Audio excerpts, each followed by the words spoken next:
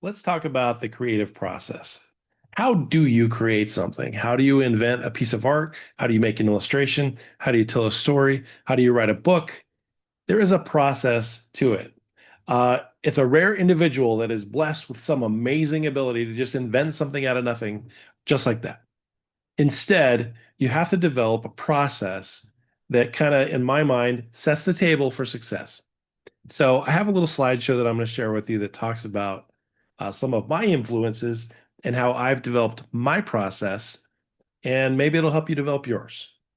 All right. So creativity, I think, is a skill.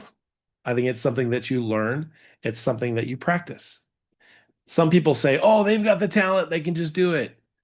I think talent only gets you so far. I think the rest has to be through a developed, consistent process. And so, your goal, if you want to be an artist, you want to be a creator, you want to be a designer, is to develop a process that suits your needs and does what you expect it to do. That gives you confidence and allows you to continue with making new work. Now, that being said, this isn't going to dispel all that self-doubt and some of the fear that comes with developing art, but it is going to give you something to hang on to get through those low patches. All right, so let's kind of do this. Step number one in developing your process is define the problem. So, what does that mean? That means you have to do some thinking. You have to think about whatever it is you're trying to create, whatever it is you're trying to do, whatever story you're trying to tell, and you have to let your mind work on it. That means you have to do a lot of experimenting and you have to figure out a way to develop this idea at this early stage without putting in all kinds of effort. So the key is a shorthand. You need to be able to develop the skill of thinking through solutions or ideas quickly and then discarding the ones that are going to be dead ends. I think a lot of people get stuck in these dead ends. They start working on something and they fall in love with it and then they keep going and going and going, only to find out later on that it doesn't work or it doesn't fit or it's not going to be worth it. So, you look at my studio, you look around at my desk. If I turned the camera, you'd freak, and you'd see a lot of unfinished things. Yep, that's just part of the thing. You do things, start things, and sometimes you don't finish them. Once you've defined the problem, now you kind of get into your research and planning. That's a few different things. Part of that research is looking for inspiration. Part of that research is looking for other people's solutions and comparing your solution to theirs. Maybe this art that you want to create is not unique, and so you want to see how you fit in the workspace, that you fit out there in the world. So you start looking at the world around you. It's impossible, in my opinion, to design in a vacuum. You have to have inspiration. So I look for lots of reference, lots of inspiration images, and I use Pinterest to collect my images. Once I've defined the problem, looked at a lot of influences, looked at a lot of art, looked at a lot of images, kind of thought about it for a while, now I start thumbnailing and doodling. You need to start sketching. There is also something really important that happens as you sketch.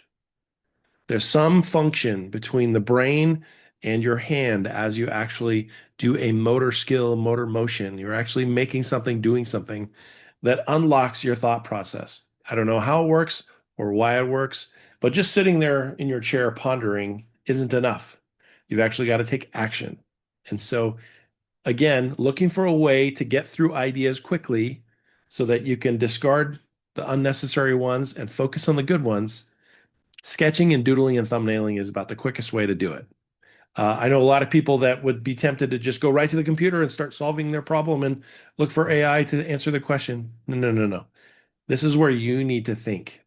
And that's another really important thing to bring up at this point is that this is what separates us from the machines, our brain, our thought process. So certainly we can use tools like AI and Google and other things to help us develop and research ideas, but the thought process needs to remain in our hands. We need to be in charge of that. So do your best to focus on that idea, develop it as you can in thumbnails before executing.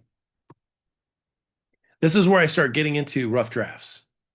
After I've thumbnailed it, thought about it, come up with a couple solutions, I want to come up with more than one solution so I can, beta test it. Can I decide, is this the right way? This one better?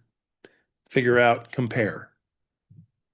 So if you're a graphic designer, you're trying alternative layouts, right? If you're an illustrator, you're doing different sketches and trying out different, let's say body positions or body types and different things as you develop that concept. Next, get into color. So not only am I making rough drafts, I'm also making color mockups where I'm thinking about the color schemes. So I love looking at color. I think color is a really essential and important part of the design process, and it really is what makes your artwork sing. And so I tend to fall into a few, you know, regularly used color schemes. It's always exciting to look for a different one and force myself to try something else. That's magical too, where you can take your idea and then pair it with a color scheme that you didn't expect, and something new happens that hasn't happened before. Now, the scary part, get some feedback.